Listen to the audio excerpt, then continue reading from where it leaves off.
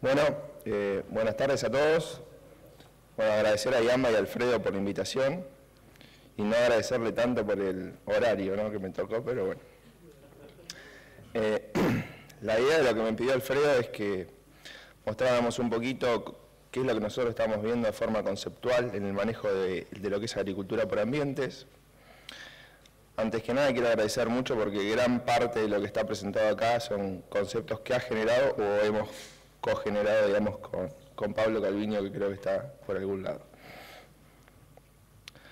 Bueno, como para arrancar, primero que ya lo estuvimos viendo bastante, nos mostró algo ayer Patricio.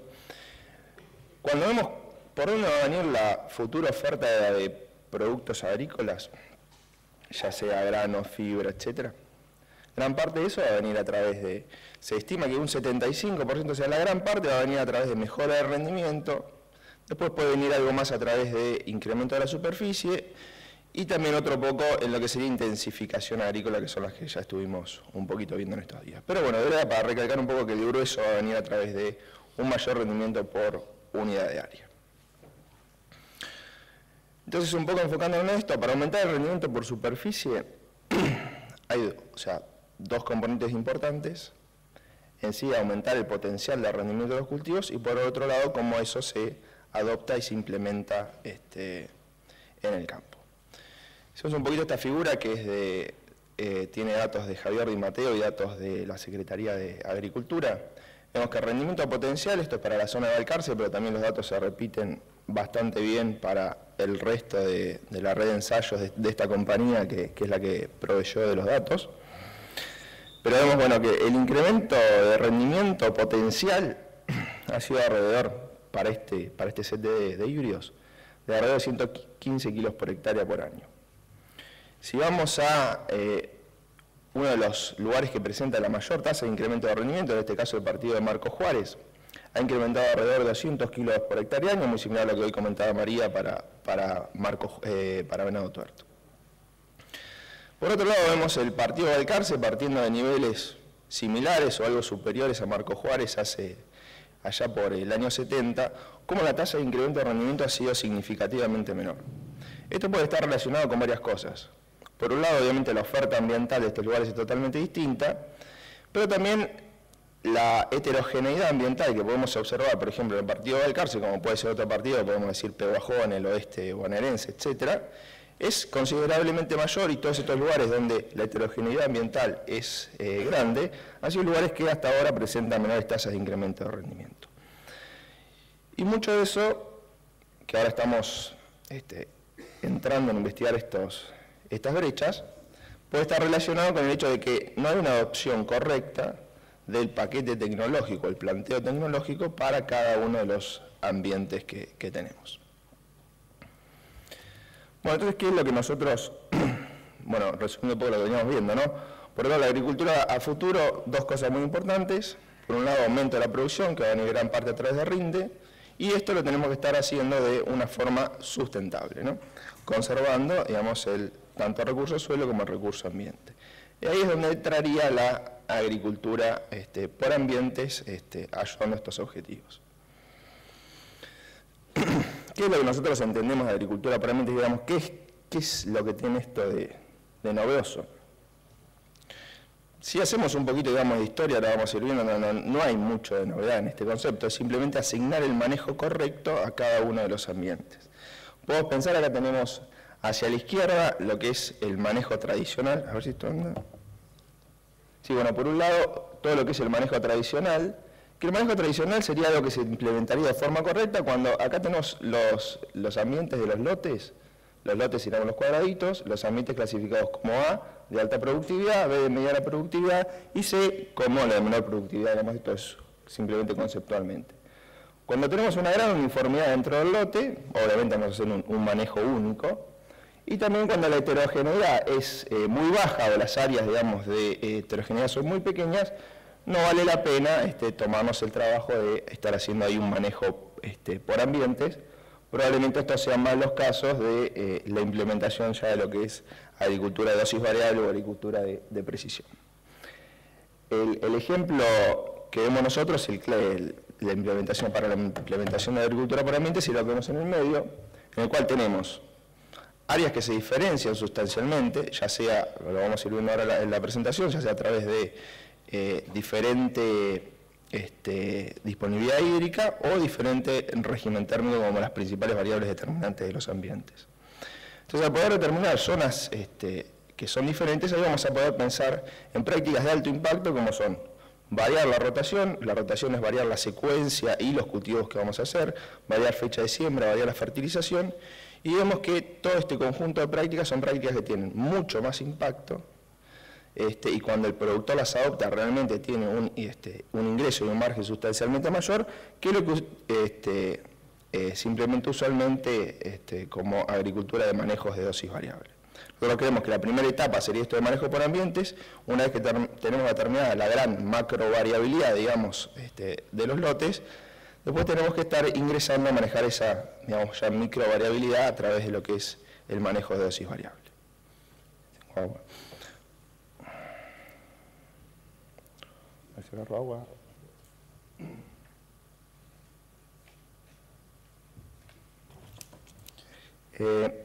Entonces, un poquito, bueno, ¿qué es lo novedoso acá? Por un lado, pensar en la definición de secuencias y de rotaciones por ambiente. Por otro lado, estar pensando que la variabilidad, en estar incorporando el concepto de variabilidad tanto micro como macroclimática, que son cosas que en general no se tienen en cuenta para las ambientaciones. Y por otro lado, que es un proceso, a diferencia de lo que usualmente fue, que en los 90 y en el 2000 tuvo, o sea, una gran promoción, un gran impacto, todo lo que era la agricultura de dosis variables. Esto realmente son conocimientos basados en tanto ciencias que abarcan toda la agronomía con un fuerte énfasis en lo que es ecofisiología de cultivos. No tenía dónde apoyarlo, por eso agarré la botella.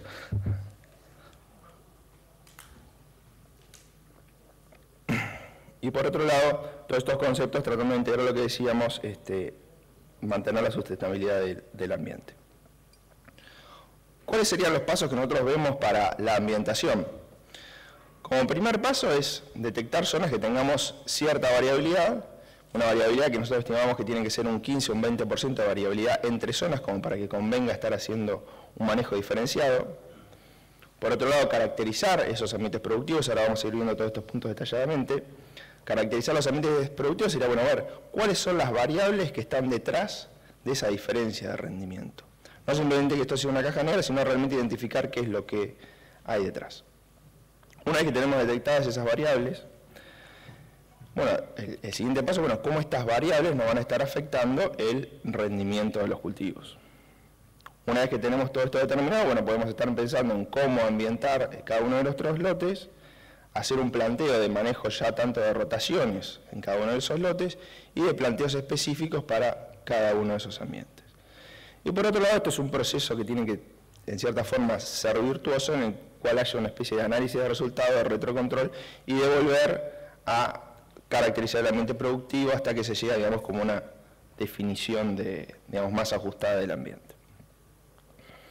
Acá este es un ejemplo simplemente de un mapa de cosecha para el primer punto, ¿no? Detectar zonas que tengan variabilidad de rendimiento superior al 15-20%. Acá en este caso tenemos un mapa de rinde de trigo con zonas que van desde 2,3 toneladas a zonas que van a más de 5,6 toneladas. Y un poco lo que se ve acá es, además de la diferencia de rendimiento, podemos ver un lugar donde hay una cierta clasificación de zonas que podemos llegar a manejarlas coherentemente. Esto creo que en un lote de alrededor de 60 hectáreas. Entonces tenemos ya un poco caracterizado un ambiente que tiene cierta variabilidad. Esto, como decíamos, puede haber lotes en muchas zonas que directamente esta variabilidad no se presenta. Una vez detectada la variabilidad, una de las principales cosas, bueno, ¿qué es lo que hay detrás de esa variabilidad? En general son variables que van a estar determinando, por un lado, la oferta hídrica que tenga el cultivo y por otro lado la oferta, digamos, térmica o lo que tiene que ver con los grados día que va a tener de estación de crecimiento ese cultivo, así como el riesgo de heladas. Esto pensándolo a nivel de lote, ¿no? Ahora lo vamos a ir viendo un poquito con ejemplos. Entonces, por ejemplo, podemos ver, para nuestra zona cobra muchísima importancia la profundidad de suelo, en otras zonas de la pampa húmeda, digamos, lo que más importancia cobra, todo lo que tiene que ver relacionado con textura de suelo, es el contenido de arena como gran determinante de la capacidad de almacenaje, bueno, el tipo de suelo, altitud y topografía, que va a estar muy relacionada tanto con el tipo de suelo como con el régimen térmico de cada zona, la presencia de napa como uno de los factores modificadores de los ambientes, y después, bueno, determinar todas cosas que tienen que ver con la región, como una probabilidad de lluvias, etcétera, para después poder determinar cuál es el manejo que tenemos que hacer en cada uno de los ambientes. Bueno, una vez que tenemos, digamos, acá un ejemplo de estas, que tenemos detectadas esta variabilidad, acá tenemos la producción acumulada, la probabilidad acumulada de rendimiento para dos tipos de suelo, un tipo de suelo somero y un tipo de suelo profundo, y lo mismo, el mismo ejemplo también en este caso es para Buenos Aires, esto se repite de la misma forma, o de forma muy similar cuando consideramos suelos arenosos en otras zonas, rendimiento de soja en función de la disponibilidad hídrica, donde vemos que la probabilidad de rinde en cada una de las zonas es completamente diferente y eso nos va a llevar a un manejo diferenciado.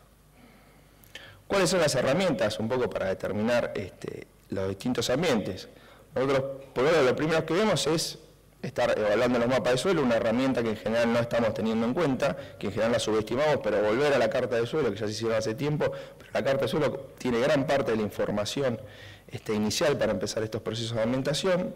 Después, bueno, todo lo que ver con mapas de rendimiento, mapas de heladas. Nosotros estamos trabajando en un proyecto en conjunto con Castelar para tratar de hacer un mapa de riesgo de heladas a nivel de toda la provincia de Buenos Aires, todo lo que tiene que ver con imágenes satelitales, imágenes de índice verde, o sea, cosas que generalmente ustedes conocen. Acá un ejemplo, por ejemplo, este es un campo en la zona de Tandil, un campo que ya está totalmente ambientado, es un campo que tiene una superficie bastante grande, por eso no se llega a ver, pero fíjense, por ejemplo, como todos los vecinos todavía conservan los lotes en apotreramiento y este campo ya está totalmente ambientado en función del tipo de suelo. No está a la misma escala, pero cuando uno mira la carta de suelo para este campo, la carta de suelo ya le dice gran parte de las cosas que nos vamos a encontrar, ¿no? Vamos a hacer Tandil, un suelo predominantemente menos de 120 centímetros, Tandil 7, un suelo más profundo, la serie azul, un suelo más somero. A su vez hay otra serie ahí que yo no la puse, que es un suelo que es un argiodol áquico. Entonces ya tenemos varias de las pistas, ¿no? Profundidad de suelo como determinante de del contenido de agua y la presencia o no de napa, en el caso del argiodol áquico que les comentaba. Lo mismo se repite en este caso, es simplemente para una localidad de la zona de Trenclauque, donde la variación está asociada principalmente con el contenido de arena, ¿no? Ambientes de alta producción con menor contenido de arena y mayor almacenaje de agua, versus los ambientes de baja productividad. Por otro lado, variables como por ejemplo que van a estar asociadas con las propiedades del suelo y la temperatura, la altimetría, en este caso está muy asociada con la textura del suelo. Este es un caso de un campo en el partido de General López, o sea, en Venado Tuerto, donde acá la ambientación en general se puede hacer bastante fácil a través de lo que es la altimetría. En todo lo que es nuestra zona, a un nivel un poquito más macro, o sea que la superficie que abarca este tipo de variable es mayor, pero también esto se ve en menor grado en todo lo que es el oeste de Buenos Aires. Podemos ver, ahí tenemos una imagen, eso es un cultivo de trigo. Fíjense cómo toda la loma arriba no se heló y todo el bajo mucho más helado, en una pequeña variación en distancia. Si esto esto es un trabajo de Pablo, en el cual puso en cada una de esas zonas diferentes termómetros, y fíjense que en general la diferencia entre el bajo y la loma en temperatura durante la noche llega a ser de 3 grados. Si uno piensa en la probabilidad de heladas, la probabilidad de tener una helada el 10 de abril para un ambiente de loma es del 3%, y la probabilidad de tener una helada para el 10 de abril en un ambiente de bajo es del 60%. Entonces el manejo en lo que hace a elección de ciclo, elección de las rotaciones es totalmente diferente. Estamos teniendo en el mismo campo un sector del lote que se comporta como si estuviera en Pergamino versus otro sector del lote que se comporta como si estuviéramos mucho más al sur que Balcarce. Bueno, lo mismo, estas también son imágenes de riesgo de helada que también reflejan, por ejemplo, como todo lo que es la zona costera tiene una probabilidad de heladas mucho menor que todo lo que es la zona central, y eso también lleva a un diferente riesgo que vamos a asumir en cada uno de los cultivos. Bueno, esto es más o menos lo mismo, ahora vamos a ir viendo cómo esto influye tanto para el trigo como para la soja. Acá Alfredo me está apurando y me estoy poniendo nervioso.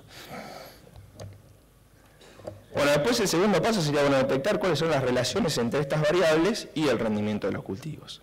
Acá hay dos ejemplos, arriba para maíz, abajo para soja, trigo y girasol. La relación entre el rendimiento y el contenido de arena, que después estas variables son fácilmente determinadas a través de todas las herramientas que vimos anteriormente, ¿no? Vamos a ir al bajo, sabemos cuál es la altimetría del bajo, vamos a la loma, sabemos cuál es la altimetría del lomo y su contenido de arena, y de esa forma podemos estar haciendo una ambientación del campo. Lo mismo tenemos abajo, en este caso el rendimiento, cómo va a variar en función de la profundidad del suelo, que es la variable que en nuestra zona determina el contenido hídrico. Por otro lado, para entender, cómo va a ser el efecto de esta variable, lo que tenemos que entender, es cuál es el periodo crítico de cada uno de los cultivos. Fíjense cómo para la zona de Balcarce, todo lo que tiene en azul, que es el cultivo de trigo, que ubica su periodo crítico previo a floración y a su vez en una situación de menor demanda, el efecto de la profundidad del suelo es mucho menor que en el caso del cultivo de maíz. Entonces, ¿qué cultivo vamos a estar haciendo en cada una de las zonas? Ya nos va a estar dando un poco una pista, nos está dando esto. Por otro lado, este trabajo lo que tiene, cuando lo hizo Pablo hace 10 años atrás, es un manejo uniforme para el cultivo de maíz. Hoy, con la disponibilidad de nuevos materiales, que les mostraba ayer Aníbal, esto es el rendimiento en función de índice ambiental, hoy tenemos nuevos materiales que en situaciones de limitación hídrica rinden mucho mejor que los materiales antiguos, entonces ya tenemos también una nueva herramienta para utilizar en esos ambientes. Bueno, esto rápidamente es el rendimiento en función de la fecha de siembra, el rendimiento de soja de segunda en función de la fecha de siembra en días desde el 1 de diciembre, que ahora esto vamos a seguir viendo un poquito más adelante. Bueno, después, una vez que ya sabemos cómo detectar la variabilidad, cómo se relaciona con el rendimiento, el siguiente paso sería, estar realizando esa ambientación, que en general no vemos que tenga que ser más allá de 3 zonas, no es en general tanto desde la forma de los aspectos de maquinaria y los aspectos del diferencial de ingreso que provee, no tiene mucho sentido hacer más de 3 ambientes. Bueno, entonces, un poquito yendo, si pensamos, ¿cuál va a ser el manejo? Acá hay un ejemplo, estamos pensando para la zona de Balcarce, en el cual tenemos la loma, con un menor riesgo de heladas, el bajo con un mayor riesgo de heladas, y a su vez en el bajo suelos de muy buena profundidad, muy buena capacidad de almacenaje, y en la loma suelos más o menos. Bueno, ¿cómo vamos a adecuar ahí el manejo de cada uno de los cultivos? Es ahí un poco donde entran todos estos conocimientos de ecofisiología. En el bajo vas a tener un periodo de crecimiento mucho menor, ahí, y a su vez una muy buena disponibilidad hídrica, ya vamos a estar pensando más en materiales de soja de ciclo más corto que aprovechen el potencial de ese ambiente, y vamos a estar fechas de siembra lo más tempranas posible que nos permitan aprovechar el potencial de ese ambiente. Por otro lado, en la loma vamos a estar pensando en un manejo totalmente contrastante, ¿no? Un manejo en el cual vamos a tratar de atrasar la fecha de siembra para tratar de escapar a ese estrés de la misma forma que lo hacemos con los cultivos de maíz temprano y tardío. Otra cosa muy importante, que la podemos ir viendo acá, como para ir adelantando, es el gran impacto que tuvo esta cuantificación para nuestra zona, sobre todo lo que hace al manejo de los cultivos de invierno, lo que hace el trigo y la soja de segunda. Nosotros, en todo lo que es la parte del bajo, el cultivo de trigo, por el alto riesgo de helada que tiene durante el periodo de llenado, es un cultivo que para poder hacerlo hay que atrasar mucho la fecha de siembra. Uno atrasa mucho la fecha de siembra en esa zona, el cultivo se cosecha tarde y no se puede estar haciendo un cultivo de soja de segunda. Entonces es un cultivo que directamente uno no piensa en descartar de esos bajos heladores, a pesar del alto potencial de rinde que tiene, porque no podemos estar realizando un cultivo de soja de segunda. Totalmente lo contrario pasa en la loma. La loma, que antes eran los ambientes más inestables, una vez que nos dimos cuenta que son ambientes de un riesgo de helada mucho menor, lo que estamos pensando es, hemos adelantado la fecha de siembra de los cultivos de fina, eso permitió adelantar la fecha de floración, adelantar la cosecha, adelantar la siembra de la soja de segunda, y han pasado a ser en muchos casos ambientes con mayor rentabilidad incluso que los sectores de bajo. Bueno, lo mismo en lo que hace al cultivo de maíz. La fecha de siembra que vamos a estar utilizando en un ambiente o en otro, en un bajo, con una muy alta disponibilidad de agua y demás, va a ser completamente distinta al manejo que vamos a estar haciendo para el cultivo en la loma. Bueno, como sexto paso en lo que son las ambientaciones, una de las cosas muy importantes es tener en cuenta, bueno, cuál es el efecto que tiene la ambientación en el rinde de los cultivos como una forma de verificar qué es lo que estamos haciendo. Estos son datos para el oeste de Buenos Aires, donde tenemos ambientes de alta productividad, de mediana y de baja, y ustedes pueden ver para todos los cultivos cómo esa ambientación está correlacionada con el rinde, lo cual nos está diciendo que estamos haciendo las cosas correctamente o nuestra ambientación se hizo de forma correcta. Este es lo que veíamos un ejemplo para el caso del oeste de Buenos Aires. Este es el impacto que tuvo la ambientación de cultivo tanto de maíz como de girasol en la zona bonaerense, donde pasamos de estos rendimientos sin la ambientación a rendimientos que eran entre 1.000 y 2.000 kilos superiores a una misma disponibilidad hídrica luego de la ambientación. Esto simplemente, ¿qué implica? El cultivo de maíz acá se estaba haciendo de alambre a alambre, y acá el cultivo de maíz lo estamos haciendo simplemente en los ambientes de mayor profundidad y de mayor disponibilidad hídrica. O sea, lo que antes el productor sembraba gran parte del lote para perder plata, ahora está simplemente sembrando los lugares de mayor productividad. Bueno, esto es un poquito lo que les conté antes para el caso del trigo. Ese manejo de adelantar fecha de siembra nos permite aumentar tanto el potencial de trigo como el potencial de la soja de segunda.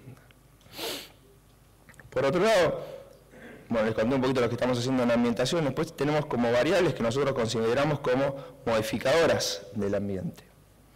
O sea, hasta ahora vimos como variables estáticas que no van a cambiar a través del tiempo, y por otro lado hay variables que nosotros vemos como modificadoras del ambiente. En este caso, bueno, tenemos acá a Jorge Mercado, que trabaja mucho con este tema, pero todo lo que tiene que ver el efecto de la napa sobre el rinde de los cultivos, que en muchos casos, por ejemplo este año que tenemos la napa presente en gran parte de la zona, nos va a hacer esa ambientación, la vamos a tener que reconsiderar, ¿no? Porque un ambiente que probablemente consideramos de bajo potencial para el rendimiento del cultivo de maíz, hoy con la presencia de napa podemos estar pensando en rendimientos mucho más altos. Por otro lado, la napa, en función de la profundidad que esté la napa, también podemos estar pensando en manejos diferenciales de cultivo, que bueno, esto un poco ya lo contó ayer Jorge. Bueno, otra de las cosas, esto es como un resultado extra que salió del proyecto que estamos haciendo con Patricio Grassini. Ahí pueden ver, esto es los rendimientos simulados integrados para toda la Argentina. Esto es el rendimiento limitado por agua, o el potencial limitado por agua, no sé María, ¿cómo lo digo? Bueno, esto sería el rendimiento limitado por agua para años niño, año niña y años neutro. Esto es un promedio ponderado que acá incluye qué cantidad de superficie se hace en cada una de las zonas. O sea, esto estaría estimando lo que podría llegar a pasar en toda la Argentina en un año niño o en un año niña. No es partido a partido, sino que es para toda la Argentina. Entonces podemos ver cómo una diferencia de casi 2 toneladas para el cultivo de maíz y una diferencia de casi 1 tonelada para el cultivo de soja, con nulo efecto para el cultivo de trigo. Entonces, bueno, en función de estos pronósticos y en función del contenido de agua que podamos tener en la siembra, también podemos estar haciendo una variación para potenciar el rendimiento de todos estos cultivos. O sea, no estar pensando simplemente en un manejo estático, sino en un manejo que nos permita lograr potenciar las condiciones del año o disminuir los riesgos al máximo.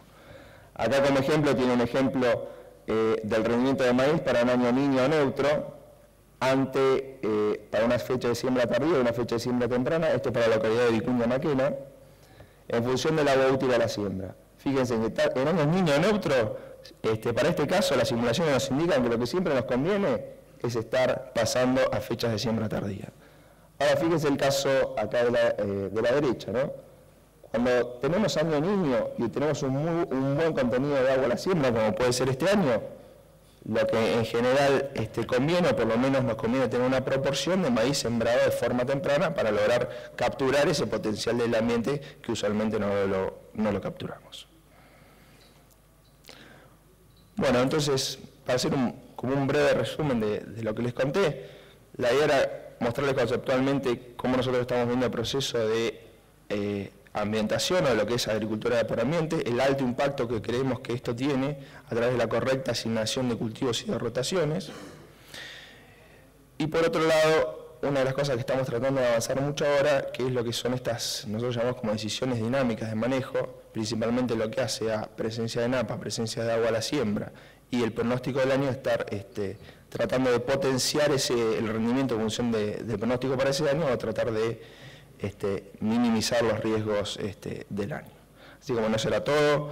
Así que muchas gracias a todos, está mi contacto y cualquier pregunta estamos a disposición.